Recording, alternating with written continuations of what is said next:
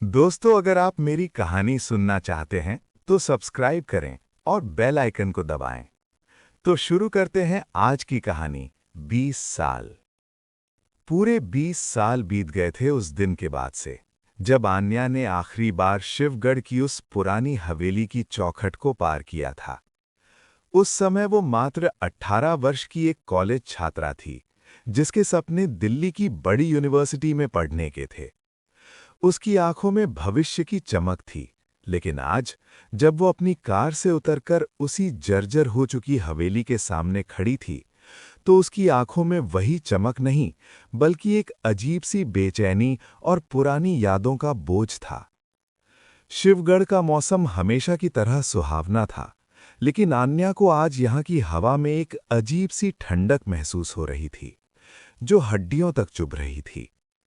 सामने खड़ी हवेली, जिसका नाम शांति कुंज रखा गया था, अब बिल्कुल भी शांत नहीं लग रही थी। उसकी दीवारों पर काई जम चुकी थी और लोहे के गेट पर जंग लगने से वो काला पड़ गया था। पेड़ों की शाखाएं हवा में ऐसे हिल रही थीं, जैसे कोई अदृश्य हाथ उन्हें इशारा कर रहा हो। आन्या ने गहरी सांस ली और अपनी कार की चाबी जेब में रखी। उसके पीछे कार से उसका पति विक्रम और 8 साल का बेटा आरव उतरे। विक्रम ने आन्या के कंधे पर हाथ रखा और धीमी आवाज में कहा, आन्या, अगर तुम्हें लगता है कि ये जगह तुम्हें बहुत ज्यादा डिस्टर्ब कर रही है, तो हम वापस मुंबई चल सकते हैं। तुम्हारा ट्रांसफर अभी फाइनल नहीं हुआ है। हमारे पास अभी भी समय है। आन्या ने विक्रम की ओर देखा। उसकी आंखों में चिंता साफ झलक रही थी। आन्या ने मुस्कुराने की कोशिश की, लेकिन वो मुस्कान उसके होठों तक ही सीमित रह गई। नहीं विक्रम, मुझे ये करना होगा। 20 साल से मैं इस घर से भाग रही हूं। भागते भागते थक गई हूं मैं। अब रुकना होगा। सच का सामना करना होगा। रोहन, मेरा भाई रोहन यहीं कहीं है। मुझे बस उसे ढूंढना है, या कम से कम उसकी आत्मा को शांति देनी है। विक्रम कुछ नहीं बोला। वो जानता था कि आन्या के मन में 20 साल से एक कंकड़ की तरह चुभती हुई बात थी। उसका छोटा भाई रोहन, जो आन्या से 6 साल छोटा था, इसी हवेली से रहस्यमयी तरीके से गायब हो गया था। पुलिस ने हफ्तों तक जांच की, कॉलोनी में पूछताछ हुई, लेकिन रोहन का कोई पता नहीं चला। धीरे धीरे लोग भूल गए, लेकिन आन्या नहीं भूल पाई। हर साल उसकी सालगिरह पर, हर त्योहार पर एक खाली कुर्सी उसे याद दिलाती रहती कि उसका भाई अब नहीं है। और अब जब कंपनी का ऑन साइट प्रोजेक्ट उसे मुंबई से शिवगढ़ शिफ्ट करने का मौका दे रहा था, तो आन्या ने इसे संयोग नहीं, बल्कि नियति का बुलावा माना था। आरव, जो अब तक कार के पीछे छुपकर खेल रहा था, दौड़ता हुआ आन्या के पास आया। मम्मी, ये घर बहुत डरावना लग रहा है। क्या यहाँ भूत रहते हैं? आरव की मासूम आंखों में सवाल था। आन्या ने झुककर आरव के सिर पर हाथ फेरा। नहीं बेटा, भूत नहीं रहते। बस पुरानी चीजें होती हैं, पुरानी यादें होती हैं। तुम डरो मत, ये तुम्हारा नया घर है।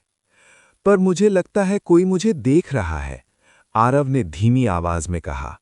उसकी नजरें हवेली की ऊपरी मंजिल की खिड़कियों पर टिकी थीं। आन्या का दिल जोर से धड़का। उसने तुरंत नजरें ऊपर उठाकर देखीं, लेकिन वहां सिर्फ धूल भरे शीशे और बंद खिड़कियां थीं।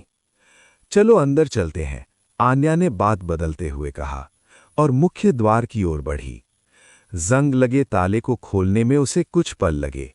जैसे ही दरवाजा खुला, एक बासी हवा का झोंका बाहर आया, जिसमें पुरानी लकड़ी और नमी की महक थी। अंदर का आंगन वैसा ही था जैसा आन्या ने छोड़ा था।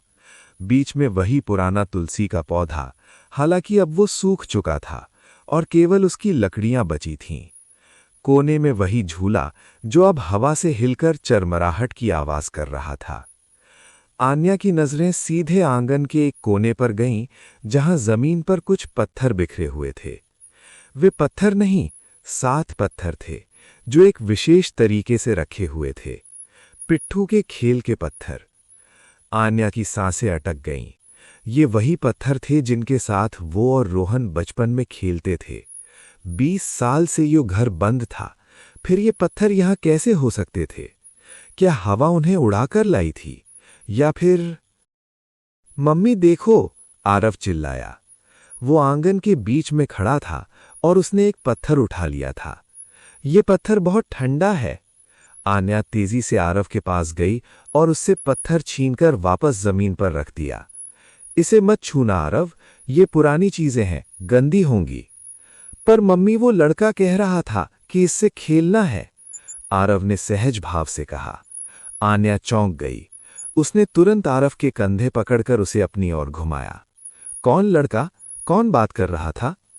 आरव ने मासूमियत से इधर उधर देखा। वही जो गेट के बाहर खड़ा था। जब हम कार से उतरे थे ना, तो वो वहीं खड़ा था। उसने कहा कि मेरा नाम रोहन है। आन्या के पैरों तले जमीन खिसक गई। रोहन! उसने अपने कानों पर विश्वास नहीं किया। उसका गला सूख गया। विक्रम, जो सामान उतार रहा था, ये सब सुन रहा था। वो तेजी से उनके पास आया। आरव, क्या सच में किसी ने तुमसे बात की? बाहर कोई नहीं था बेटा, हमने तो किसी को नहीं देखा। पापा आप झूठ बोल रहे हैं। वो था, वो बहुत उदास लग रहा था। उसने कहा कि वो अकेला है। उसने कहा कि वो मुझे खेलना सिखाएगा, पिट्ठू खेलना। आरव की आंखों में आंसू आ गए थे। उसे लगा उसके माता पिता उसकी बात पर विश्वास नहीं कर रहे हैं। आन्या ने आरव को गले लगा लिया। उसका दिल जोर जोर से धड़क रहा था। क्या ये सचमुच रोहन की आत्मा थी या फिर आरव की बचकानी कल्पना? लेकिन पत्थर, वो पत्थर तो वहां पड़े थे। किसी ने उन्हें वहां रखा था। ठीक है बेटा, हम बाद में बात करेंगे। अभी अंदर चलो, शाम होने वाली है, आन्या ने कांपती आवाज में कहा। शाम ढलते ही हवेली का माहौल और भी भारी हो गया। बाहर सूरज डूब चुका था, लेकिन अंदर अंधेरा किसी जानवर की तरह दबे पांव फैल रहा था। आन्या ने टॉर्च की रोशनी में कुछ कमरे साफ किए ताकि वे रात बिता सकें। मुख्य बेडरूम वही था जहां वो बचपन में सोती थी। दीवारों पर अब भी वही पुराने पोस्टर लगे थे जो समय के साथ पीले पड़ चुके थे। विक्रम बिजली की व्यवस्था देख रहा था, जो काफी जर्जर थी। आन्या, जनरेटर चल रहा है, लेकिन लाइट बार बार जा रही है। लगता है वायरिंग पूरी बदलनी पड़ेगी, आन्या ने आते हुए कहा। आन्या खिड़की के पास खड़ी बाहर देख रही थी। विक्रम, तुम्हें नहीं लगता कि आरव की बात में कुछ सच्चाई है? रोहन का नाम और वो पत्थर? विक्रम ने आन्या को पीछे से गले लगाया। आन्या, प्लीज, तुम पहले ही बहुत तनाव में हो। आरव छोटा है, उसकी कल्पनाशीलता बहुत तेज है। नई जगह, पुराना घर, उसे बस डर लग रहा है। और पत्थर, शायद कोई स्थानीय बच्चा खेलने आया होगा और भूल गया। ज्यादा मत सोचो। पर विक्रम, उसने कहा कि वो अकेला है। रोहन भी अकेला था। जब आन्या की आवाज भरा गई। वो उस दिन की बात नहीं कर पा रही थी जिस दिन वो दिल्ली जाने के लिए निकली थी। रोहन उससे चिपक कर रो रहा था। दीदी मत जाओ, मुझे डर लगता है अकेले, उसने कहा था। लेकिन आन्या को अपनी पढ़ाई और करियर चुनना था। उसने रोहन के सिर पर हाथ फेरा और वादा किया कि जल्दी वापस आएगी। लेकिन वो वादा कभी पूरा नहीं हुआ। कुछ ही दिनों बाद रोहन गायब हो गया। तभी बाहर गेट की घंटी बजी। तीखी और लंबी आवाज ने दोनों को चौंका दिया। इतनी रात को कौन हो सकता है? विक्रम टॉर्च लेकर गेट की ओर बढ़ा। आन्या भी उसके पीछे पीछे गई। गेट खोलने पर सामने एक बूढ़ी औरत खड़ी थी। हाथ में लालटेन थी और चेहरे पर झुर्रियों का जाल। ये शांति देवी थीं, इस हवेली की केयरटेकर, जो 20 साल से यहीं आसपास रहती थीं। कौन है? विक्रम ने पूछा। बेटा, मैं शांति देवी, इसी हवेली की देखरेख करती हूं। मुझे खबर मिली कि मालकिन वापस आई हैं। शांति देवी की आवाज में एक अजीब सी कंपन थी। आन्या आगे बढ़ी। शांति आंटी, आप इतनी रात को? बेटा, रात तो बस शुरू हुई है। इस घर में तो रात कभी खत्म नहीं होती। शांति देवी ने अंदर कदम रखा। उसकी नजरें सीधे आंगन में पड़े पिट्ठू के पत्थरों पर गईं। उसे देखते ही उसका चेहरा पीला पड़ गया। ये पत्थर यहां कैसे हैं? यही तो मैं भी जानना चाहती हूं आंटी। क्या आपने किसी को यहां आते देखा? आन्या ने सिर हिलाकर पूछा। नहीं बेटा, इस घर के आसपास अब कोई नहीं आता। लोग कहते हैं यहाँ साया है। उसने आन्या की ओर देखा। तुम्हें यहाँ नहीं आना चाहिए था। जो चला गया वो लौटकर नहीं आता, और जो रुक गया वो कभी जाता नहीं। आंटी, आप किसकी बात कर रही हैं? विक्रम ने बीच में टोका। तुम नहीं समझोगे बेटा, ये घर गवाह है, इसकी दीवारें चीखें सुनती हैं। शांति देवी ने लालटेन जमीन पर रखी। मैं बस ये बताने आई थी कि स्टोर रूम में मत जाना, वहां का ताला मत खोलना, वहां जो है उसे वहीं रहने दो। स्टोर रूम, वहां क्या है? आन्या ने पूछा। कचरा है, पुराना सामान है और खामोशी। शांति देवी ने दरवाजे की ओर कदम बढ़ाए। मैं चलती हूं, सुबह फिर आऊंगी। और हां, बच्चे को अकेला मत छोड़ना, खासकर अंधेरे में। इतना कहकर वो तेजी से अंधेरे में ओझल हो गई, जैसे वो कभी थी ही नहीं। विक्रम ने गेट बंद किया। ये औरत पागल लगती है। नहीं विक्रम, आन्या ने धीमी आवाज में कहा। ये डरी हुई है, इसे कुछ पता है। रात गहराती गई। आन्या को नींद नहीं आ रही थी।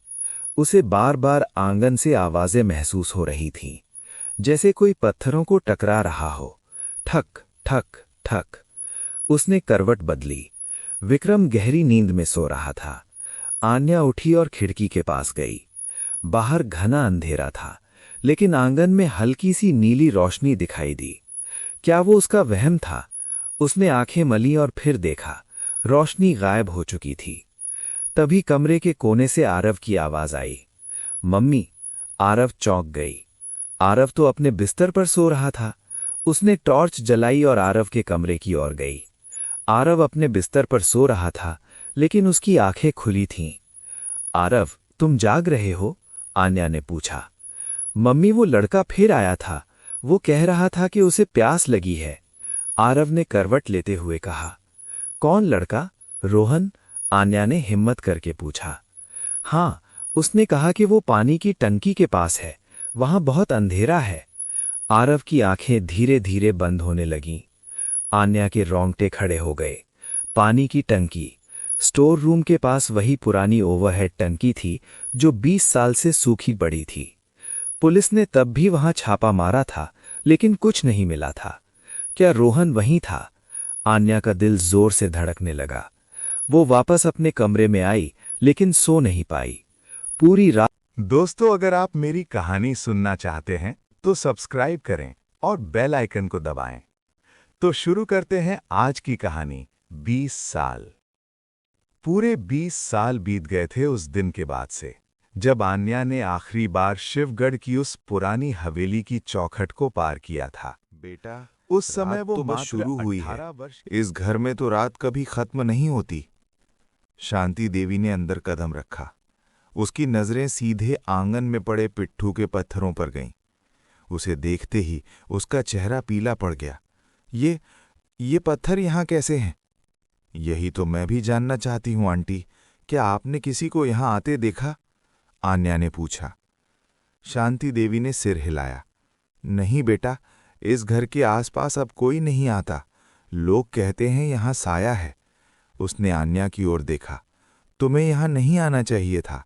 जो चला गया वो लौट कर नहीं आता, और जो रुक गया वो कभी जाता नहीं। आंटी, आप किसकी बात कर रही हैं? विक्रम ने बीच में टोका। तुम नहीं समझोगे बेटा, ये घर गवाह है, इसकी दीवारें चीखें सुनती हैं। शांति देवी ने लालटेन जमीन पर रखी। मैं बस ये बताने आई थी कि स्टोर रूम में मत जाना, वहां का ताला मत खोलना, वहां जो है उसे वहीं रहने दो। स्टोर रूम, वहां क्या है? आन्या ने पूछा। कचरा है, पुराना सामान है और खामोशी। शांति देवी ने दरवाजे की ओर कदम बढ़ाए। मैं चलती हूं, सुबह फिर आऊंगी। और हां, बच्चे को अकेला मत छोड़ना, खासकर अंधेरे में। इतना कहकर वो तेजी से अंधेरे में ओझल हो गई, जैसे वो कभी थी ही नहीं। विक्रम ने गेट बंद किया। ये औरत पागल लगती है। नहीं विक्रम, आन्या ने धीमी आवाज में कहा। ये डरी हुई है, इसे कुछ पता है। रात गहराती गई। आन्या को नींद नहीं आ रही थी। उसे बार बार आंगन से आवाजें आती महसूस हो रही थीं, जैसे कोई पत्थरों को टकरा रहा हो। ठक ठक ठक। उसने करवट बदली। विक्रम गहरी नींद में सो रहा था। आन्या उठी और खिड़की के पास गई। बाहर घना अंधेरा था, लेकिन आंगन में हल्की सी नीली रोशनी दिखाई दी। क्या वो उसका वहम था? उसने आंखें मली और फिर देखा, रोशनी गायब हो चुकी थी। तभी कमरे के कोने से आरव की आवाज आई, मम्मी। आन्या चौंक गई। आरव तो अपने कमरे में सो रहा था। उसने टॉर्च जलाई और आरव के कमरे की ओर गई। आरव अपने बिस्तर पर सो रहा था, लेकिन उसकी आंखें खुली थीं। आरव, तुम जाग रहे हो? आन्या ने पूछा। मम्मी, वो लड़का फिर आया था।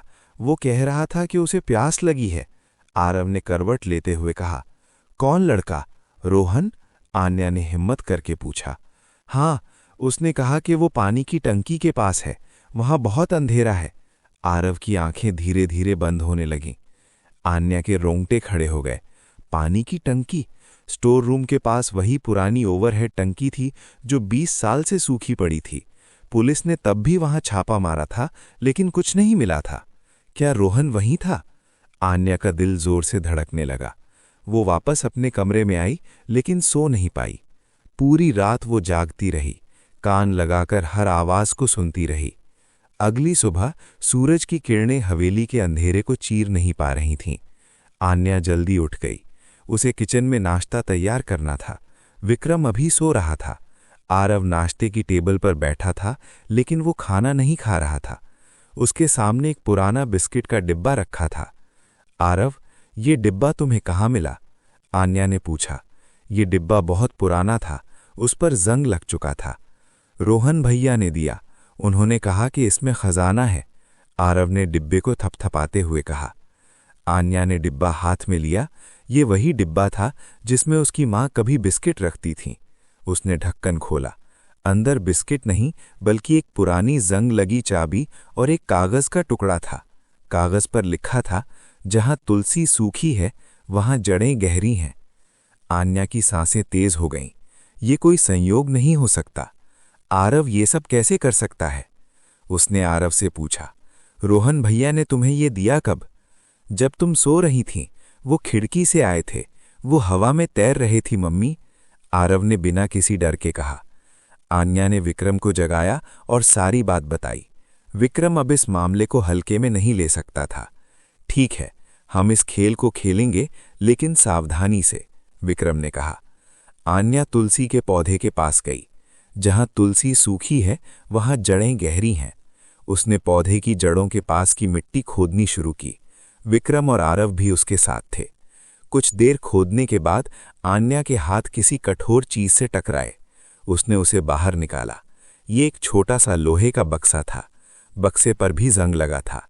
आन्या ने वो चाबी इस्तेमाल की जो बिस्किट के डिब्बे में मिली थी। चाबी बक्से के ताले में फिट हो गई। एक क्लिक की आवाज के साथ बक्सा खुल गया। अंदर एक पुरानी डायरी थी और एक रुमाल। रुमाल पर आर अंकित था, रोहन का रुमाल। आन्या की आंखों में आंसू आ गए। उसने डायरी खोली। ये रोहन की डायरी थी। आखिरी पन्ने पर लिखा था, दीदी चली गई, अब मैं अकेला हूं। शांति आंटी कह रही हैं कि स्टोर रूम में खेलूं। वहां एक नया खेल है, छुपन छुपाई, लेकिन मुझे डर लग रहा है। पानी की आवाज आ रही है। आन्या का हाथ कांपने लगा। विक्रम, देखो, रोहन ने लिखा है कि शांति देवी ने उसे स्टोर रूम में खेलने को कहा था। विक्रम ने डायरी पढ़ी। उसके चेहरे का रंग उतर गया। इसका मतलब शांति देवी को कुछ पता है। वो झूठ बोल रही थीं। हमें डॉक्टर मल्होत्रा को बुलाना होगा, आन्या ने कहा। डॉक्टर मल्होत्रा शिवगढ़ में पैरानॉर्मल एक्टिविटीज के विशेषज्ञ थे। आन्या ने उन्हें फोन किया। 2 घंटे के भीतर वे अपने उपकरणों के साथ हवेली पहुंच गए। डॉक्टर मल्होत्रा एक मध्यम उम्र के व्यक्ति थे, चश्मा पहने हुए और हाथ में एक डिवाइस लिए। मिस आन्या, आपने फोन पर जो बताया वो काफी गंभीर है। अगर सच में कोई एनर्जी रेजिड्यू है तो हमें इसे मापना होगा। उन्होंने आन्या को एक ईएमएफ डिटेक्टर दिया। इसे अपने पास रखें। जहां भी ईएमएफ फील्ड में उतार चढ़ाव होगा, ये बीप करेगा। लेकिन एक शर्त है, आपको अपनी आंखों पर पट्टी बांधनी होगी। आंखों पर पट्टी? क्यों? आन्या ने पूछा। क्योंकि आंखें हमें धोखा देती हैं। जब आप नहीं देख सकती तो आपके बाकी सेंसेस तेज हो जाते हैं। आप उन वाइब्रेशंस को महसूस कर पाएंगी जो आंखों से नहीं दिखती। मैं मॉनिटर पर सब देख रहा हूंगा। आन्या ने सहमति में सिर हिलाया। विक्रम ने उसकी आंखों पर काली पट्टी बांधी।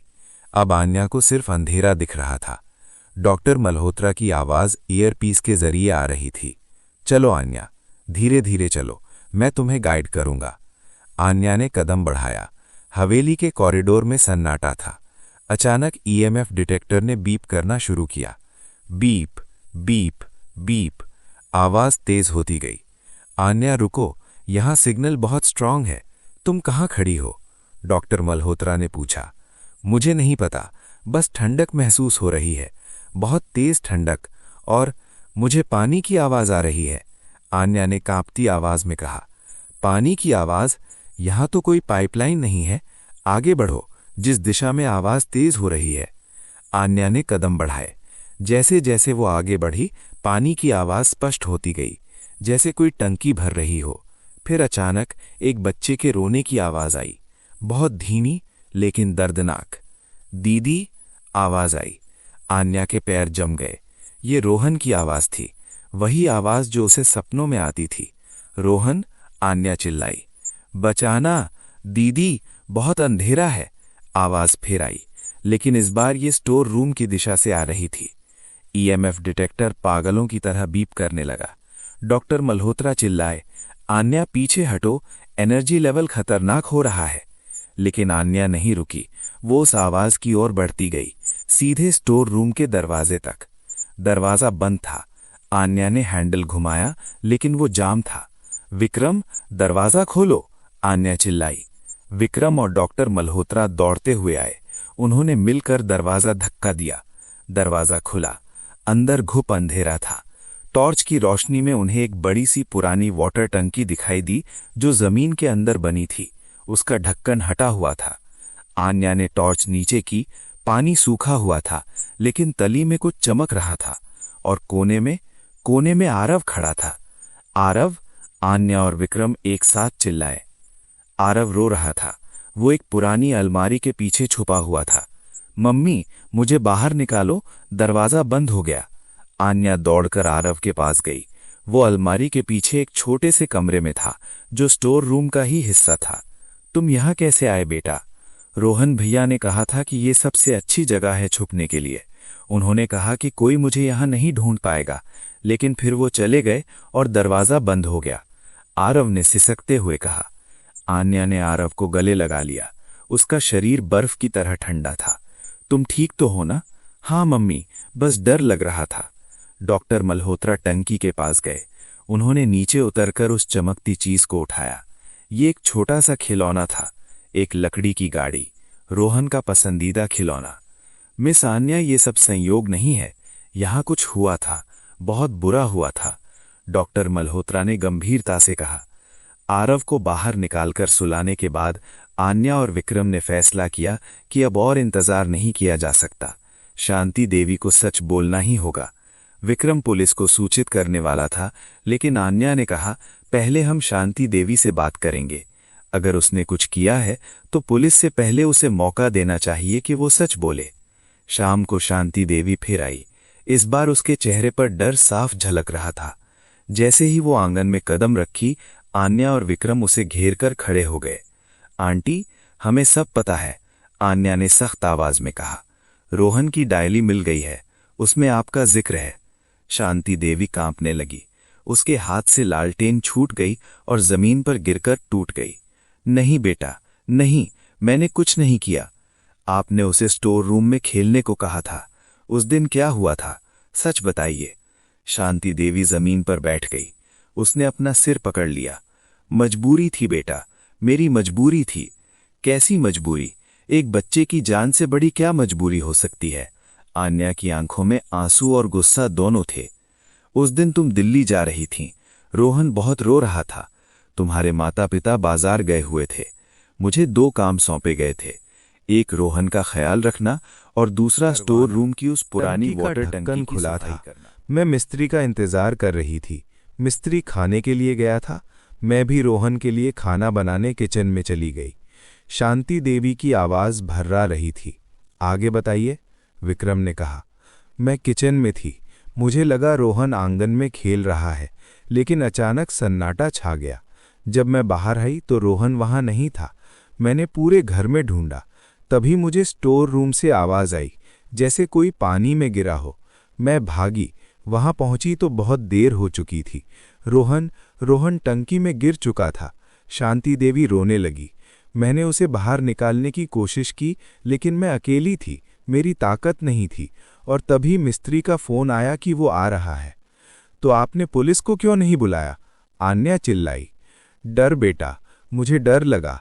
अगर पता चला कि मैंने टंका खुला छोड़ दिया तो मुझे जेल हो जाती। मैं गरीब हूं, मेरे पास खाने को नहीं होता। मैंने सोचा कि अगर मैं टंकी को मिट्टी से भर दूं तो किसी को पता नहीं चलेगा। मैंने मिस्त्री से झूठ बोला कि काम हो गया, और फिर मैंने फैला दिया कि रोहन भाग गया है। शांति देवी फूट फूट कर रोने लगी। मुझे माफ कर दो बेटा, मैंने कायरता की। मैंने डर के मारे सच छुपा लिया। 20 साल से ये बोझ मेरी छाती पर है। आन्या सन्न रह गई। एक पल के लिए उसे लगा कि वो शांति देवी को मार डाले, लेकिन फिर उसे रोहन का चेहरा याद आया। रोहन कभी नहीं चाहता होगा कि उसके लिए किसी की जान ली जाए। आपने हमें 20 साल नरक में जिलाया, आन्या ने धीमी आवाज में कहा। हमें उम्मीद थी कि वो कहीं जीवित होगा, कहीं भटका होगा, लेकिन आपने उसे मरने दिया और चुप रहीं। पुलिस को बुला रहा हूं, विक्रम ने फोन निकाला। नहीं विक्रम, आन्या ने रोक दिया। पुलिस तो आएगी ही, लेकिन पहले मुझे रोहन से विदा लेनी है। रात के 12 बज रहे थे। हवेली के आंगन में फिर से वही नीली रोशनी दिखाई दे रही थी। आन्या अकेले आंगन में खड़ी थी। उसके हाथ में रोहन का वो लकड़ी का खिलौना था। उसके सामने पिट्ठू के 7 पत्थर रखे थे। रोहन, आन्या ने आंखें बंद करके कहा, मुझे पता है तुम यहीं हो। मुझे सब पता चल गया है। मुझे माफ कर देना। मैं तुम्हें अकेला छोड़कर चली गई थी। मैंने तुम्हारी रक्षा नहीं कर पाई। हवा तेज हो गई। तुलसी के सूखे पौधे की शाखाएं हिलने लगी। आन्या को लगा जैसे कोई उसके पास खड़ा है। एक ठंडी हवा का झोंका उसके चेहरे से टकराया। मुझे जाने दो दीदी, एक आवाज हवा में गूंजी। ये रोहन की आवाज थी, लेकिन इसमें अब दर्द नहीं बल्कि शांति थी। मैं तुम्हें नहीं जाने दूंगी रोहन। मैं अब यहीं रहूंगी, इसी घर में, तुम्हारे पास, आन्या ने कहा। नहीं दीदी, तुम्हारा जीवन आगे है, आरव का भविष्य है। मुझे मत रोको। मुझे शांति मिल गई है अब, जब सच बाहर आ गया है। माँ की आत्मा भी शांत होगी। तुम बस खुश रहना। आवाज धीमी होती गई। आन्या ने आंखें खोली। नीली रोशनी धीरे धीरे फीकी पड़ रही थी। आंगन में सन्नाटा छा गया, लेकिन ये सन्नाटा डरावना नहीं था, ये सुकून भरा था। आन्या को लगा जैसे एक बहुत बड़ा बोझ उसके कंधों से उतर गया हो। अगली सुबह पुलिस आई। शांति देवी को गिरफ्तार कर लिया गया। हालांकि 20 साल पुराना केस था, लेकिन उसके कबूलनामे और रोहन की हड्डियां जो टंकी की सफाई के बाद मिली, सबूत के तौर पर काफी थीं। विक्रम ने आन्या से पूछा, क्या हम वापस मुंबई चलेंगे? आन्या ने हवेली की ओर देखा।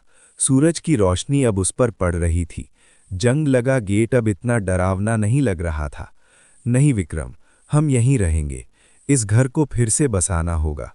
रोहन की याद को मिटाने के लिए नहीं, बल्कि उसे सम्मान देने के लिए। ये अब सिर्फ एक हवेली नहीं, हमारा घर है।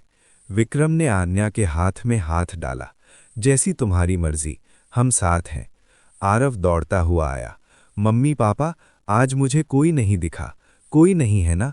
आन्या ने मुस्कुराते हुए आरव को उठा लिया। नहीं बेटा, अब कोई नहीं है, सब शांत हो गए हैं। कुछ महीने बाद हवेली की मरम्मत शुरू हो गई। पुरानी दीवारों को नया रंग मिला। आंगन में नया तुलसी का पौधा लगाया गया। आन्या ने अपनी कंपनी को ट्रांसफर के लिए हाँ कर दी। वो जानती थी कि रोहन अब उसे नहीं रोकेगा। वो आज़ाद था, और अब आन्या भी आज़ाद थी। एक शाम आन्या उसी जगह खड़ी थी जहां पिट्ठू के पत्थर रखे थे।